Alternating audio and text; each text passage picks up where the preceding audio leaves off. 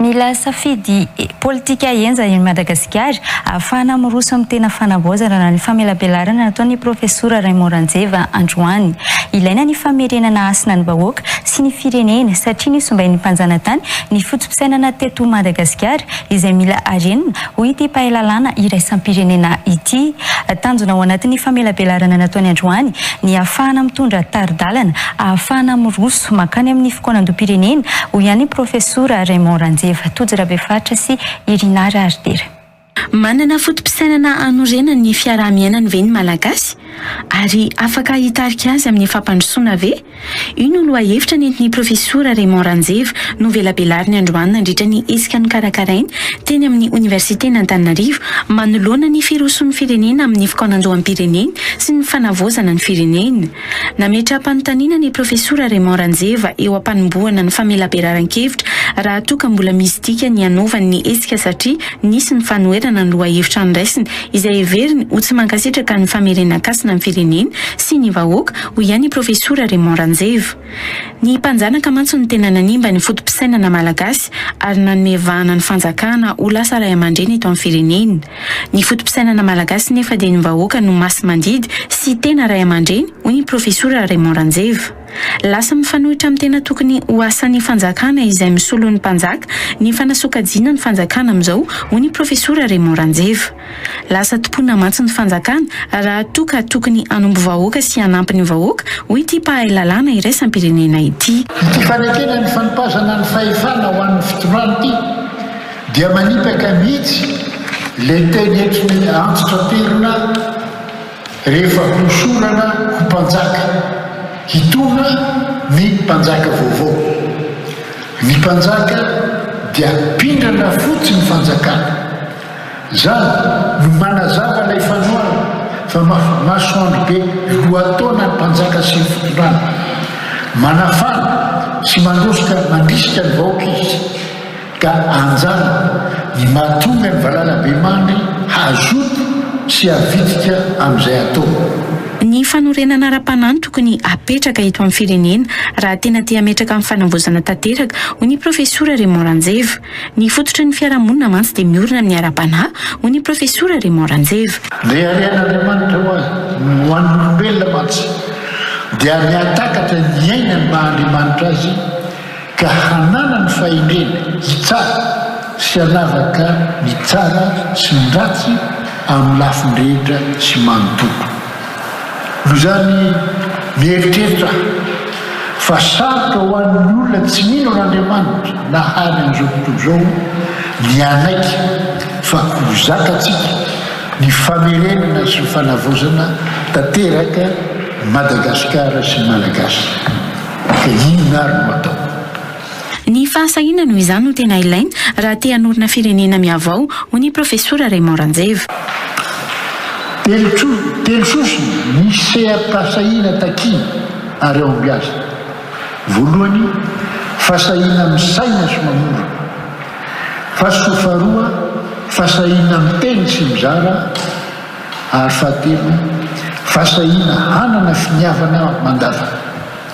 Ireo tokoa ny farahidy rehefa tanteraka ny fipetra samihafa voatanisa izorana amin'ny fitsitranana sy fanasitrana. Ny fananana fisainana mahay miaino sy manetry tena ny tena ahafahana manarina ny firenena hoy ny profesora Raymond Ranjeva. Ny fananany mpitondra mahay mandanjalanja ihany koa no tena ilaina hoy ity pahalalana ity. Ny fitanana sy fanasitranana eto Madagasikara na ela ny kontinanta afrikana dia tsara ho lala-kirosoana amin'ny tena fandrosoana satria io no anafaka amin'ny fahanangolen'ny mena amin'ny miraviravy ny mampivelona eo amin'ny lafim-piainana manontolo. Azo heverina fa ireo tsy manana fisainana mandanjalanja discernement dia lany fanambola velona. Tsy magaga raha kapoka maina ny tandy avy amin'ny mpitondra namononany tadama faharoa satria mbola manta ny vahoaka sy ny fanjakana tsy natsapa ny fitarihan'ny mpanjaka eo amin'ny ny fanankan'izakevitra. Tsy ilaina noho izany ny fihazakazahana amin'ny fananganana lalam-panorenana mba ahazoan'ny mpanao politika seza fotsiny ho ihany profesora Raymond Ranjeva. Ilaina nefa ny mametraka lalam-panorenana tena izy mba hitondra fanavozana marina ho izy. Anatin'ny repoblika fahaefatra azy araka ny falazaiko dia tsy nandilana ny vavako miteny fa tsy io lalam-panorenana io no azahoana mitondra fanjakana fa rehefa tonga ny atsarotra dia hiroda io lalam-panorenana tsy mahavonoa ary tsy lamina ny tanjo ny fanjakana raha tsy farafaratsy ny tafazotro amin'ny fitranana firenena aloha ny safidianana mipaika zivina fototra politika ary lalam-panorenana tondra fanavozana marina. Tena fanamby lehibe eto amin'ny firenena ihany koa i profesora Raymond Ranjeva ny ampifanarahana ny fomba fisainana malagasy izay tarazo avy amin'ny mpanjanaka mba ahafahana mametraka ny rafitra vaovao mamerina ny asina eto amin'ny firenena io. En écoutant et en suivant cette émission et en entendant, je pense qu'il y a des propos qui m'ont percuté personnellement et je voudrais attirer l'attention sur la parole, ou plus exactement le mot de Madame le ministre Zouas Éléonore lorsqu'elle a parlé d'effectivité. Oui, le défi principal pour Madagascar et pour le monde, c'est l'effectivité de toutes les idées qui ont été exposées, qui ont été développées. C'est tellement riche que je pense que nous avons affaire à un véritable programme de gouvernement, non seulement national, mais gouvernement mondial. Mais la présentation de ce programme amène à deux observations.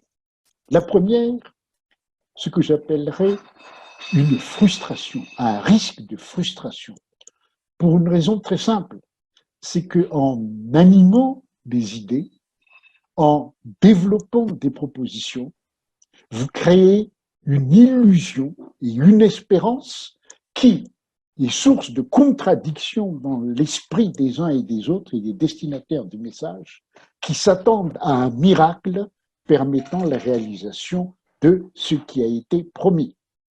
Et comme vous le savez, comme disait Machiavel, je me retranche derrière Machiavel, la politique, c'est l'art de faire croire et l'art de promettre. Ce type de programme risque de créer des difficultés dans les relations politiques et les relations sociales. Le second point, lorsque vous évoquez la notion d'effectivité, je crois que nous devons revenir à l'idée principale, l'objectif principal, le défi principal qui nous attend, à savoir le développement durable.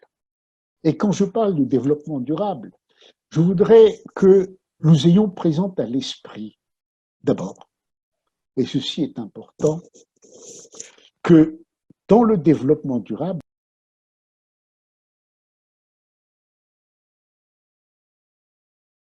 il n'y aura jamais de développement durable si les droits de l'homme ne sont pas considérés comme fondamentaux et comme prioritaires. Vous pouvez imaginer des droits qui ne sont que des techniques, des aménagements, mais l'essentiel est d'assurer l'élévation, la promotion de l'homme. Car gouverner, ce n'est pas formuler uniquement un programme, c'est assurer l'élévation morale, spirituelle de l'homme et la promotion politique de la société, et le droit de l'homme représente la clé de cette opération. Le second point, et ceci me paraît quand même important lorsque l'on parle des droits de l'homme, c'est que dans le développement durable, pour que le développement soit durable, il faut d'une part que ce caractère durable en suscite ce caractère durable est la conséquence de l'adhésion des membres de la société à ce programme de développement. Sans adhésion, sans acceptation intellectuelle, morale et spirituelle d'un programme de développement, il n'y a pas de durabilité, ce n'est que chimère, pour ne pas dire illusion. Et quand on parle de développement, là, je crois que je reprendrai ma toge de professeur de droit publiques et de sciences politiques, agrégé de droit, des facultés de droit et des sciences économiques, il faudrait que nous nous entendions sur la notion de développement et cette notion de développement en rapport direct avec les objectifs des Nations Unies. Quand nous réfléchissons sur l'histoire des Nations Unies. À l'origine, lorsque les Nations Unies ont été créées, l'objectif principal, c'est peut-être, et c'est certainement la réhabilitation des droits de l'homme en obtenant la condamnation du génocide qui a été l'horreur de la Seconde Guerre mondiale, mais c'était aussi le maintien de la paix et de la sécurité internationale. Et le maintien de la paix et de la sécurité internationale avait amené à une conception d'une paix armée,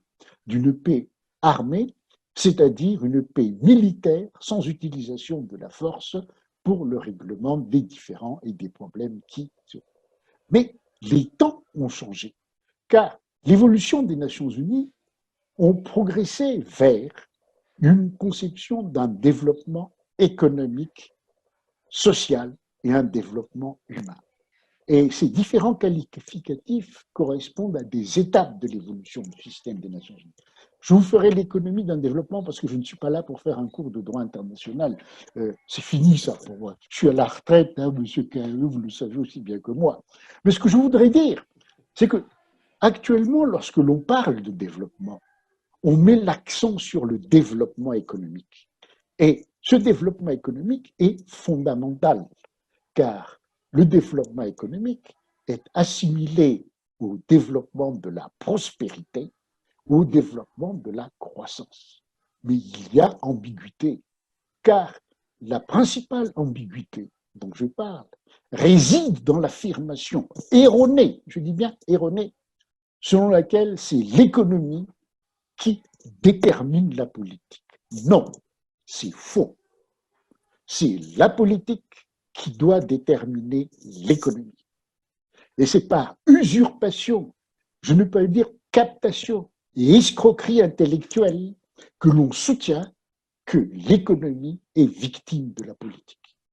Quand je dis politique, vous le savez, cher ami, que je n'ai pas en tête la notion de politique partisane.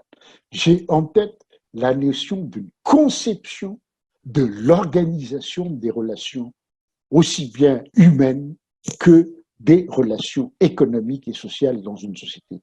Le politique, je parle du politique, mais non de la politique. Or, quand vous revenez à la question de développement économique, je dois vous dire qu'on oublie les fondamentaux de l'économie. Or, c'est quoi l'économie? L'économie, c'est trois choses. La production, les échanges, la consommation et l'épargne. Voilà le problème. Et l'économie vise à assurer la coordination harmonieuse de ces trois fonctions.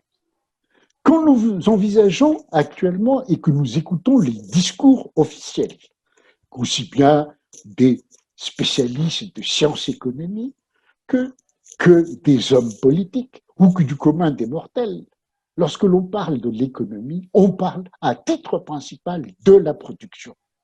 Et à tout prix, on veut assurer la production, le développement de la production. C'est vrai, car sans produit sur le marché et dans le circuit économique, on ne peut pas concevoir une prospérité. Mais il y a une autre fonction, on ne produit pas pour produire.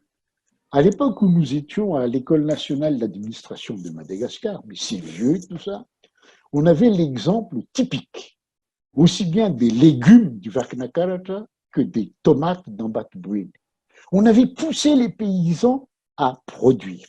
Ils ont produit, mais l'organisation du circuit du marché n'a pas suivi. Ce qui fait qu'on s'est retrouvé devant un gaspillage, mais anti-économique, qui coûtait beaucoup plus cher que les problèmes de sécurité ou d'insécurité dans le monde rural. Pourquoi plus cher? Parce que vous avez détruit la confiance et l'intelligence des paysans des problèmes économiques et la confiance à l'égard de l'autorité.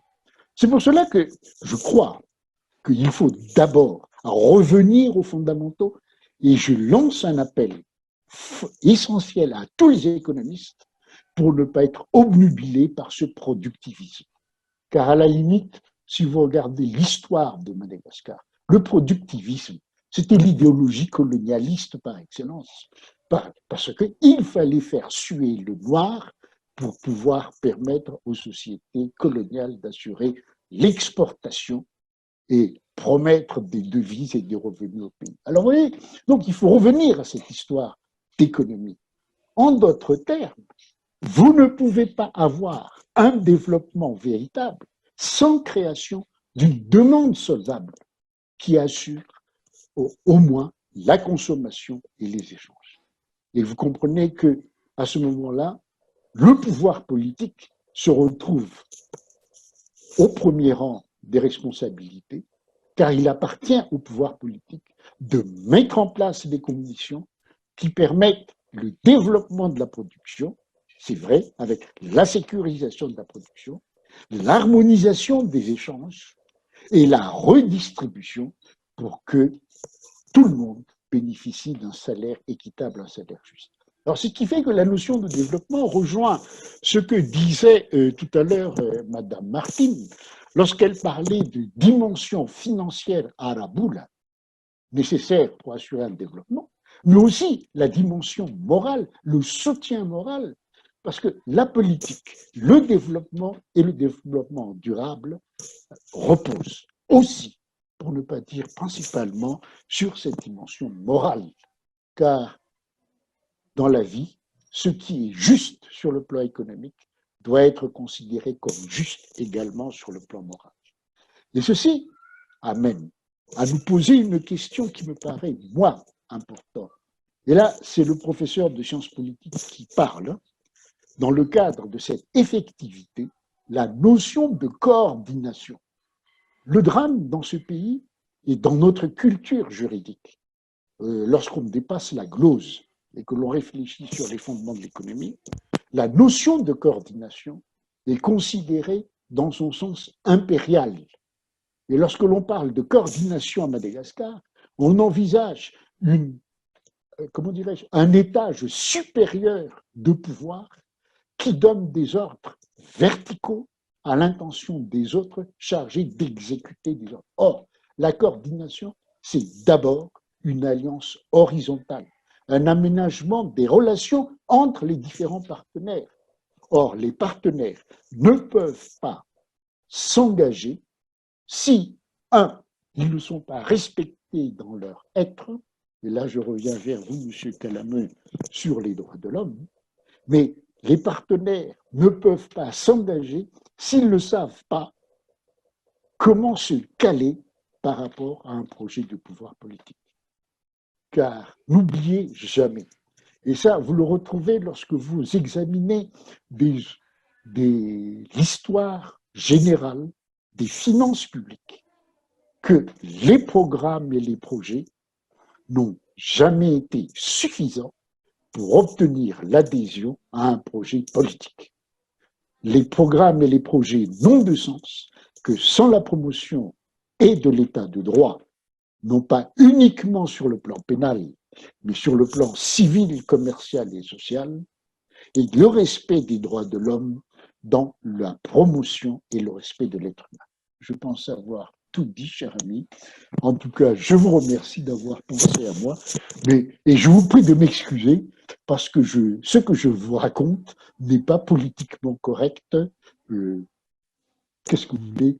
Le tort de l'académie et des académiciens et des universitaires, c'est d'oser penser, oser parler et oser s'engager. Merci.